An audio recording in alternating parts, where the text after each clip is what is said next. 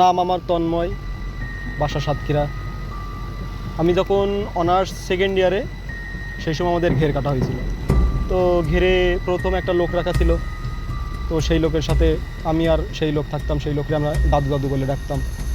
তো সেই লোক খাদ্য, আমাদের যে ঘেরের খাদ্য ছিল সেই খাদ্য চুরি করে বিক্রি করে দিত। বিক্রি করে দিলে আমি ঘেরে থাকতে থাকতে আমার একটা অভ্যাস হয়ে গেছে, সাহস হয়ে গেছে। এবার আমি বাবারে বললাম যে বাবা, এই লোকটা তো এই অপকর্ম করে, এরে বের করে দাও, আমি ঘেরে থাকবা না, কোনো সমস্যা নেই। বাবা বললো কি আচ্ছা ঠিক আছে, সেই লোকের ঘেরের থেকে বের করে দেওয়া হলো। এবার ওই এলাকায় আমার এক জামাই ছিল, দূর সম্পর্কের জামাই ছিল।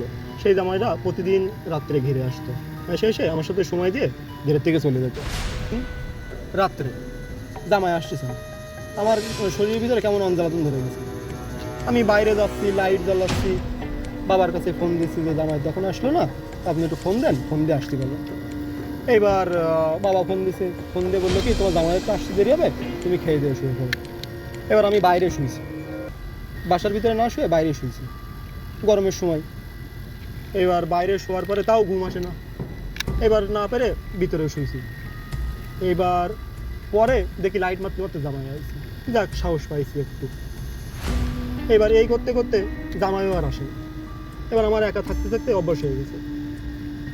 এবার আমার ঘেরের পাশে যে বাসাটা রয়েছে, বাসার থেকে অনেক দূরে আর একটা বাসা রয়েছে, মানে ডাকলেও শুনতে পাবে কি না পাবে সেই জানে। তো আমি শুয়েছি, চিংড়ি মাছটা ধরে